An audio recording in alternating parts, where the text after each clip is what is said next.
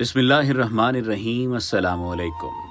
हमने अपने नाज़रीन के लिए सीरतुन-नबी सल्लल्लाहु अलैहि वसल्लम का सिलसिला शुरू किया है। इस सिलसिले के ज़रिए हमें रसूलुल्लाह की ज़िंदगी और उनसे पहले के ज़माने को समझने का मौका मिलेगा। इसके लिए एजाज़ अहमद साहब की किताब मोहम्मद रसूलुल्लाह से इस्तिफ़ादा किया गया है। इस सिलसिले की तीसरी किस्त नाज़रीन के पेश खदमत है। इस किस्त में हज़रत इब्राहीम अलैहिस्सलाम और आतिश नमरूद का जिक्र किया जाएगा। नाज़रीन, इंसानों की हिदायत के सिलसिले में अल्लाह करीम ने अपने नबी इब्राहीम को दुनिया में भेजा। इब्राहीम जनूबी इराक में पैदा हुए। आप इराक के शहर उर में रहा करते थे। बाद के ज़माने में आप हिजरत करके फ़लस्तीन में रहने लगे। इब्राहीम अलैहिस्सलाम के ज़माने में लोग पत्थर और लकड़ी के बुतों की पूजा करते थे। लोग अपने खालिक को भूल चुके थे। उनके लिए हर मकसद का खुदा अलग था।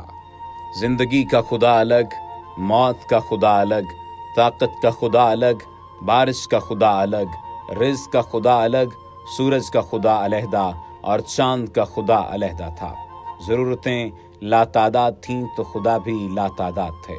इब्राहीम अलैहिस्सलाम ने उन बुतों की इबादत करने से इनकार किया और इस कायनात में गौर करने लगे।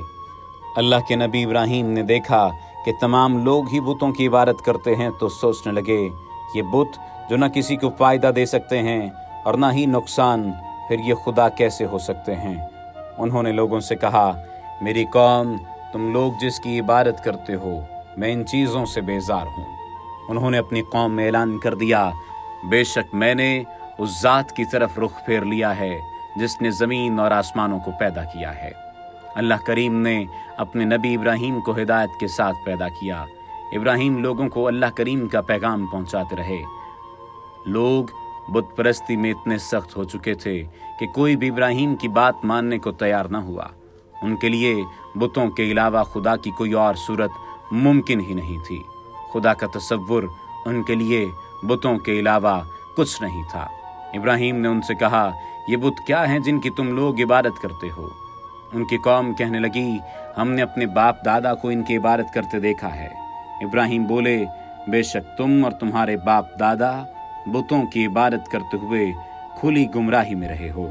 लोगों ने पूछा, क्या तुम हमारे पास कोई सच्ची बात लेकर आए हो या दिल लगी कर रहे हो।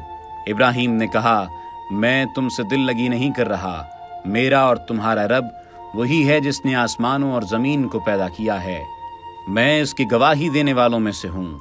खुदा की कसम, जब तुम पीठ फेर कर चले जाओगे तो मैं तुम्हारे बुतों के साथ एक चाल चलूंगा। अल्लाह के नबी इब्राहीम ने अपने इरादे किसी से छुपाए नहीं। उन्होंने अपनी कौम को पहले ही बता दिया। उनकी कौम एक त्यौहार मनाया करती थी जिसमें लोग खुले मैदान में चले जाते। उस त्यौहार में तमाम लोग शामिल हुआ करते। वो सारा दिन खेलते कूदते और अपनी मर्जी के कामों में मसरूफ़ रहते। ये वो वक्त होता जब उनके बुतखाने में कोई मौजूद नहीं होता था। हज़रत इब्राहीम अलैहिस्सलाम ने हकीकत आश्कार करने के लिए इस मौके को मुनासिब समझा। वो एक कुल्हाड़ा लेकर उनकी इबादतगाह में चले गए। वहाँ जाकर देखा कि वहाँ एक बड़ा बुत मौजूद है। उसके दाएं और बाएं बहुत सारे बुत हैं। उन तमाम बुतों के सामने मिठाइयाँ और फल रखे हुए हैं।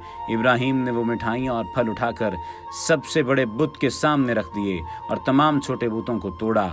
किसी बुत का कान काट दिया तो किसी की नाक, किसी की आंख तो किसी का सर, किसी बुत की टांग काट दी तो किसी का बाजू। उसके बाद कुल्हाड़ा सबसे बड़े बुत के कंधे पर लटका दिया और खुद यहाँ से चले गए।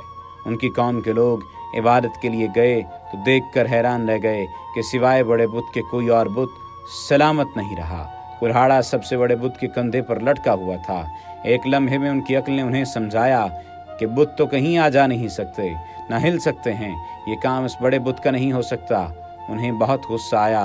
वो नमरूद बादशाह के पास गए और कहने लगे, हमें यकीन है कि उसी नौजवान ने हमारे खुदाओं को नुकसान पहुंचाया है जिसका नाम इब्राहीम है।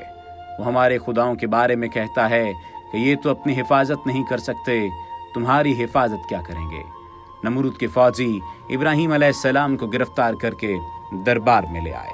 बादशाह का दरबार लोगों से भरा हुआ था।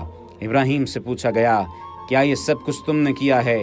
इब्राहीम ने इत्मीनान से जवाब दिया, मुझसे क्या पूछते हो, उस बड़े बुत से पूछो, उसने किया होगा, वो बताएगा अगर वो बोल सकता है। कौम इब्राहीम ने लाजवाब होकर कहा, तुम अच्छी तरह जानते हो ये बुत बोल नहीं सकते। ये कहने के बाद वो लोग अल्लाह के नबी इब्राहिम की बात पर गौर करने लगे, मगर फिर अपनी जिद पर कायम रहे कि बुत ही उनके खुदा हैं। इब्राहिम ने उन्हें समझाते हुए कहा, क्या तुम उन बुतों की इबादत करते हो जो न तुम्हें फायदा पहुंचा सकते हैं न ही कोई नुकसान? अफसोस है तुम लोगों पर। मैं हैरान हूं कि तुम अल्लाह करीम को छोड़कर उन बुतों की इबादत करते हो। क्या तुम इतना भी नहीं समझते? इन लोगों पर उन बुतों की हकीकत खुली तो बजाय इसके कि वो एक खुदा पर ईमान लाते, शर्मिंदगी मटाने के लिए इब्राहिम से उलझने लगे। नमरूद बादशाह ने फैसला सुनाया, इब्राहिम को जलती हुई आग में फेंक दिया जाए। ऐसे गुस्ताख की यही सजा है कि उसे जिंदा जला दिया जाए। नाज़रीन, नमरूद बाबुल का बादशाह था। नमरूद को नमरूद जसीम भी कहा जाता है, वो इसलिए कि वो कद व कामत में लंबा और भारी भरकम था। नमरूद का नाम नमरूद बिन कोश बिन साम बिन नो है। एक रिवायत के मुताबिक नमरूद का नाम नमरूद बिन किनान बिन कोश बिन साम बिन नो है। एक रिवायत के मुताबिक नमरूद बादशाह को कहते थे, जबकि उसका नाम जरही बिन तमहा सफ़ान है। ये बहुत ही जाबिर और जालिम बादशाह था। बाबुल उस ज़माने का बहुत अहम और तरक्की याफ्ता मुल्क था, जिसका रकबा 129 किलोमीटर था। उस ज़माने के एतबार से ये बड़ा इलाका था। यह शहर मुरब्बा शक्ल में बनाया गया था। नमरूद ने अपने शहर के गिर्द फसील बनवाई हुई थी, जिस पर हर वक्त फौजी पहरा देते थे। उस फसील से पहले एक खंदक थी जिसे पानी के साथ भर दिया गया था। एक दिन लोग अपना रिज्क लेने के लिए कतार बनाए हुए नमरूद के सामने हाजिर थे। उनमें एक नौजवान इब्राहिम भी शामिल था। लोग नमरूद के पास आते तो वो पूछता, तुम्हारा रब कौन है? वो जवाबन कहते, तुम हमारे रब हो। ये सुनने के बाद नमरूद उन पर मेहरबानी करते हुए उन्हें रोज़ी यानी खुराक देता। इब्राहिम की बारी आई तो नमरूद ने उनसे भी पूछा, तुम्हारा रब कौन है? इब्राहिम ने जवाब दिया, मेरा रब वो है जो ज़िंदगी और मौत देता है। नमरूद ने कहा, ये तो मेरी ताकत है। मैं जिसे चाहूँ जिंदा छोड़ दूँ, जिसे चाहूँ उसे मौत की नींद सुला देता हूँ। अल्लाह के नबी ने कहा, मेरा रब तो अल्लाह है जो मशरिक से सूरज को तुलू करता है, तो सूरज को मगरिब से तुलू करके दिखा। नमरूद ये जवाब सुनकर ऐसा हो गया कि किसी बात की खबर न रही। उसके लिए ये जवाब निहायत गैर मुतवक्के था। नमरूद ने इब्राहिम को सज़ा के तौर पर खुराक देने से इनकार कर दिया। इब्राहिम वहाँ से खाली हाथ कर लौट आए। इब्राहिम ने रास्ते से मिट्टी का ढेला उठाया और अपने दामन में बांध लिया। उनका मकसद ये था कि घर वालों को इस बात का इल्म न हो कि खुराक नहीं मिली। इब्राहिम भूखे पेट सो गए। मिट्टी वाली गठरी इब्राहिम के सर पर थी। वो खोली तो अल्लाह करीम की रहमत से मिट्टी एक बेहतरीन किस्म की गंदम में तब्दील हो चुकी थी। उनकी बीवी ने गंदम पीसी और आटे से रोटी बनाई। इब्राहिम नींद से जागे तो रोटी देखकर हैरान रह गए। अपने रब के हुजूर शुक्रगुजार हो गए। नाजरीन, अब हम असल वाक़े की तरफ वापस आते हैं। नमरूद ने हज़रत इब्राहिम अलैहिस्सलाम को जलाने का फैसला करने के बाद गिरफ्तार किया और उन्हें 7 बरस कैद में रखा गया। उसके बाद बाबुल के शहर कूसी में बहुत बड़ी जगह पर आग जलाने का इंतज़ाम किया जाने लगा। कई दिन तक लकड़ियाँ इकट्ठी की जाती रहीं। पूरी कौम उसी काम पर लग गई। हर किसी की ज़ुबान पर यही किस्सा था। लोग लकड़ियाँ इकट्ठी करते हुए मन्नतें मांगने लगे। अगर मेरा फलां काम हो गया तो मैं आग के लिए और लकड़ी इकट्ठी करूँगा। आग जलाने का इंतज़ाम मुकम्मल हो गया तो उनको ख्याल आया कि इब्राहिम को आग में कैसे फेंकें। इस काम के लिए मंजनीक मंगवाई गई। आग जब पूरी तरह भड़क उठी तो इब्राहिम अलैहिस्सलाम को जेल से लाया गया। आग इतनी ज़्यादा थी कि आसमान पर उड़ने वाले परिंदे भी दूर भाग गए। अगर कोई परिंदा करीब आता तो झुलस जाता। आग और इब्राहिम का अंजाम देखने के लिए दूसरे शहरों से भी लोग आ गए।